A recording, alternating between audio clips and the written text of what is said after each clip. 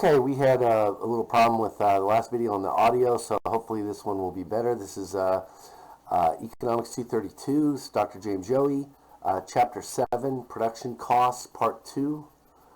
And here we're going to get going on that. Do a little bit of PowerPoints, and then we're going to do homework on MindTap. So what is a fixed input? Any resource for which the quantity cannot change during a period of time under consideration. So here we're talking about inputs. These are the resources, the 7 things that go into everything that you and I like. Land, labor, capital goods, entrepreneurship, technology, business conditions, and time. Now, there are 2 different types of inputs, fixed and variable. A fixed input is a resource for which the quantity cannot change during a period of time under consideration. We'll get into what that time period is later, but let's say we're talking about a month, okay, and you have a lease on a building. That lease, you have to pay that lease on that building no matter if you produce output, open the doors, run a business out of it, no matter what. Shut the business down, run it, doesn't matter. So that lease or that building would be a fixed input. You can't alter the quantity or size of it, etc., over the 1 month time period. So for 1 month, that would be a fixed input, or as long as the lease lasts. Okay. A variable input is any resource for which the quantity can change during the period of time under consideration. So let's use that month time period. We'll talk about the time period later. But during that 1 month period, let's talk about labor. Labor, you could have nobody work in the place. You could have a full staff. You could have anything in between. So in that case, labor would be a variable input. You can alter the quantity of it during that 1 month period. Now, when we talk about these things, we're talking about short run and long run. The time period. The time period under consideration is short run. Okay. Then what we're talking about is a period of time so short that there is at least one fixed input. So let's say I've got a 2-year lease on a building, okay, and I've got a bunch of employees and utilities and other things that are coming into the business. Unless there's something longer, anything under 2 years would be the short run for that business because they cannot alter the size of that building. So that building would be a fixed input, and then any period lower than 2 years, which is the amount of time we have the lease on it, that would be the short run. The long run is a period of time long enough that all inputs are variable. So for our previous example, a time period longer than 2 years would be the long run because the lease is up. In 2 years, we could rent or buy any size business we want. We could alter the quantity or the size of that building. So that would be the long run, that any time period after 2 years after the lease runs out. Okay. Now here we're going to talk about something called a production function.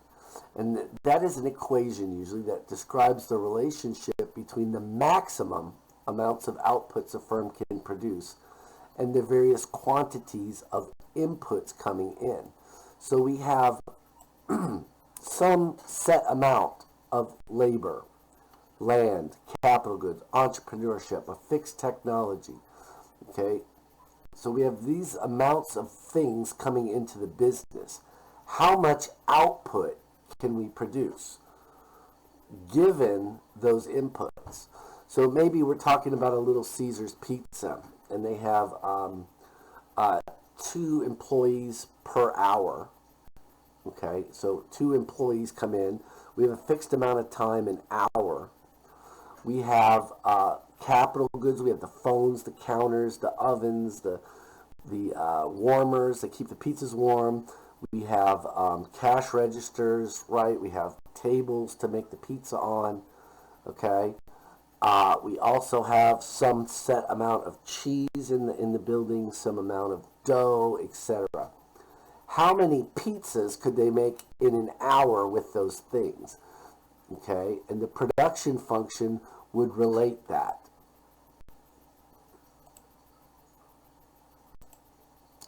from that production function, we would get something called total product, TP, total product, or Y. Oftentimes it's abbreviated as a Y. That's output, how many pizzas we could produce given we have so much land, labor, capital, goods, and entrepreneurship. You'll see those a little bit later when we have a set of fixed inputs and one variable input, maybe labor. So we have 0, 1, 2, 3, 4, 5, 6 workers, and we would see that as we alter the number of workers we have working in that plant per hour, that would alter the total product or the number of pizzas that they could produce within an hour. Now, with that production function, technological advances make more output from a given quantity of inputs. So let's say we discovered a better technology for taking orders and cooking the pizzas, etc. That would allow us to make more pizzas per hour with a given amount of land, labor, capital, goods, etc. coming into the business. Now, we're going to be looking at something called marginal product, and that is the change in total product produced by adding one unit of a variable input with all other inputs being held constant. So just take everything that's inside of a Little Caesars pizza. Everything's fixed. It's not variable. Now, we're going to vary the one thing we can change, and that's the number of workers we have going in there per hour. We could have 0 workers going in there per hour, and we would not be able to produce any pizza. You need labor to produce pizza. No labor, 0 pizzas.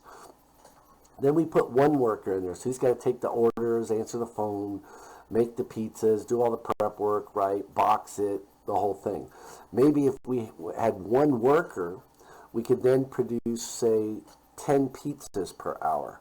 So if that were the case, the marginal product, the number of pizzas in this case, total product we gain by adding 1 worker would be 10 pizzas. Then let's say we want to bring a second worker in. If we have 2 workers in, we have 1 guy, he's in the back making all the pizzas and boxing them, and we have 1 person up front answering the phones, taking the orders, and handing out the pizzas. Maybe if we had 2 workers, we could then produce 25 pizzas in an hour. The marginal product would be the total product with 2 workers, 25 pizzas, minus the total product when we only had 1 worker, right, 10 pizzas, divided by the change in labor, 2 minus 1, 2 workers minus 1 worker per hour. And in this case, we would see 25 minus 10 pizzas is 15 pizzas divided by the change in output, which was 2 minus 1 workers per hour, 1 worker per hour. And we would say, oh, the marginal product for that second worker, the number of pizzas we gain by hiring him, is 15 pizzas. We have something called the law of diminishing returns, and this is the principle that beyond some point, the marginal product decreases as additional units of a variable resource are added to a fixed resource, or a fixed factor. So let's take our pizza place as an example. Let's say we kept trying to add workers, right? So we go from 1, we went from 0 to 1, 1 to 2. Now we're going to go and add a 3rd worker. He would have some marginal product, right? Say maybe he produces 50 pizzas in an hour if we have 3 workers, okay? We take 50 pizzas with 3 workers, subtract the 25 pizzas we had with 2 workers, and his marginal product would be 25 pizzas per hour. So you can see here the marginal product's going up. As we kept bringing workers in there, eventually maybe we have 4, 5, 6, 7, 8, 9. At some point, things are going to get crowded in there, right? And people aren't going to be able to move around. You're going to have other problems. And at that point, the marginal product, the amount of pizzas we add by hiring an additional worker, will start to decrease, okay? So maybe that 4th worker, he comes in. Now you've got too many people making pizzas. They're bumping into each other. One guy's waiting on another guy to finish up what he's got to do so he can put the pepperoni on it, right? And wait for the other guy to get the cheese on so he's not working while the second worker's putting the cheese on the pizza. In that case, the number of pizzas we gain by hiring that fourth worker goes down from, say, 25 to 10. So maybe with 4 workers, we have 60 pizzas an hour. When we only had 3 workers, we were producing 50 pizzas per hour. The change in total product, pizzas, 60 minus 50 is 10. Divided by 4 workers minus 3 workers is equal to 1. The marginal product of that fourth worker would only be 10 pizzas. It's less than the third worker because he was bringing 25 pizzas to the party when he got hired. So in that case, the law of diminishing returns would kick in, and we're getting a lower marginal product per worker as we keep adding workers to this fixed Little Caesars pizza restaurant.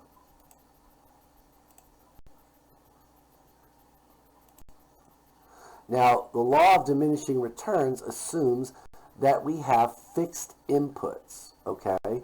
And remember, we said that we only have fixed inputs in the short run because in the long run, all inputs are variable. So the law of diminishing returns is a short-run concept. Now, here's a picture. We're going to actually work an applet assignment to see how this is done.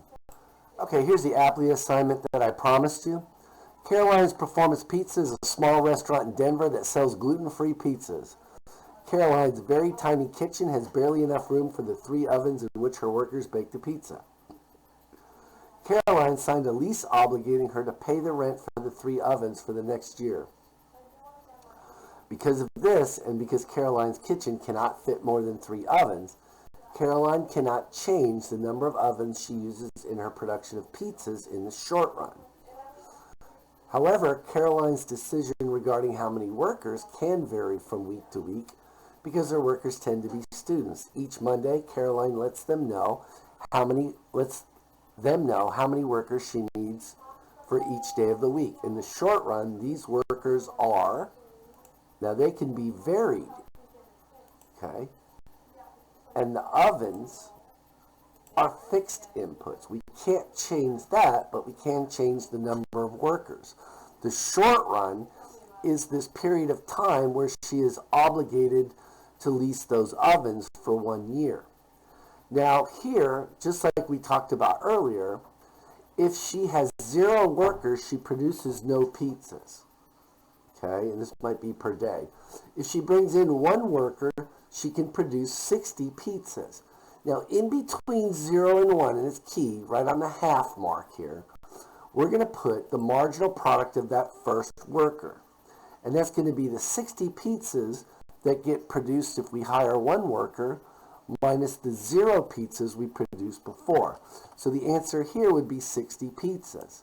Now, if Caroline brings in a second worker, you can see here her total output or total product is 100 pizzas with 2 workers. Before, when she only had 1 worker, she could produce 60.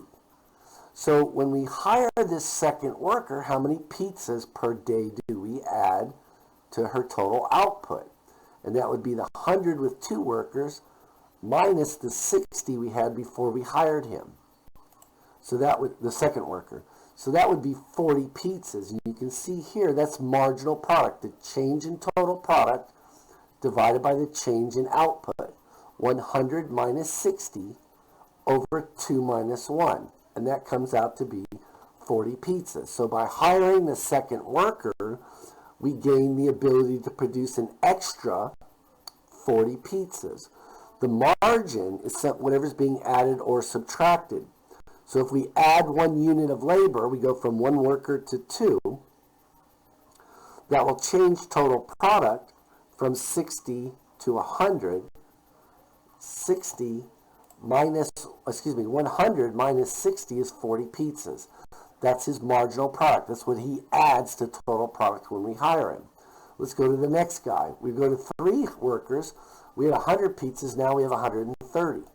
130 minus 30 is 30 pizzas. pizzas, 130 minus 100 is 30 pizzas over 3 minus 2, which is 1.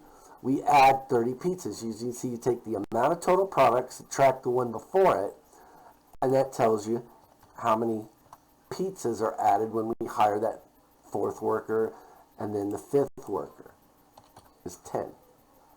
Now we can graph these, okay? And you can see here, after the 1st worker, the 2nd worker on, marginal product is decreasing. So after this 1st worker, somewhere between the 1st and the 2nd, marginal product decreases. Now we're going to graph these numbers. We're going to graph the number of workers on the x-axis, the number of workers on the x, and marginal product, total product right here on the y, total product. So if we have 0 workers, we have 0 output. If we have 1 worker, we get 60 pieces. This is total product. We'll graph marginal product next. If we have a 2nd worker, we have 100 pizzas. A 3rd worker, we have 130 pizzas. A 4th worker, we get 150 pizzas. And a 6th worker, we get 160 workers. That is our total product graph. Okay? Suppose that labor is Caroline's only variable cost, and that she has a fixed cost of $20 per day and pays each of her workers $30 per day. We could figure out total cost with the number of pizzas. So she's got $20 per day in fixed costs, that's the rent for the ovens, and she pays each worker $30 per day. So if she has 1 worker, she can produce 60 pizzas. So we go to 60. With 1 worker, she'd have $30 in variable costs, plus $20 in fixed costs, that's 50. The 30 she has to pay the worker, plus the 20 that she has to pay no matter how many pizzas she works.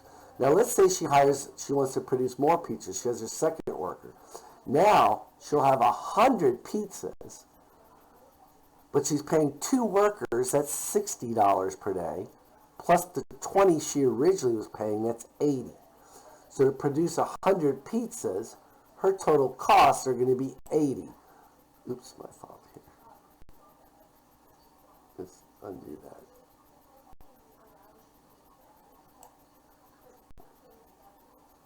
The program's malfunctioning here. These lines should all be connected. Okay. Now the next worker she hires, 3, she can produce 130 pizzas. 3 times $30 per day for the workers is 90, plus 20 is 110. So she can produce 130 pizzas at a cost of 110.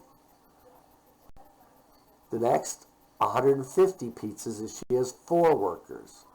So with 4 workers, that's 120 per day. That's 120. 4 times 30 is 120 per day. Plus the 20 she has to pay is 140.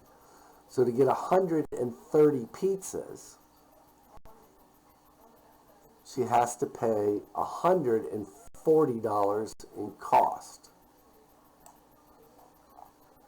And finally, for the 5th worker, she gets 160 pizzas today. 5 times 30 is 150, plus 20 is 170. And that's to produce 160 pizzas. We go up there. You can see here, as output increases, total costs rise. And they're rising at an increasing rate. And that's because of the law of decreasing marginal returns. And we're going to hit false here. It's the law of decreasing marginal returns, and then we'll grade it. And 4 out of 5, I think it's going to mark us off for our graph. Yeah, the graph came up off. I think it's because of that. Everything else is right. Thank you very much. Have a great day.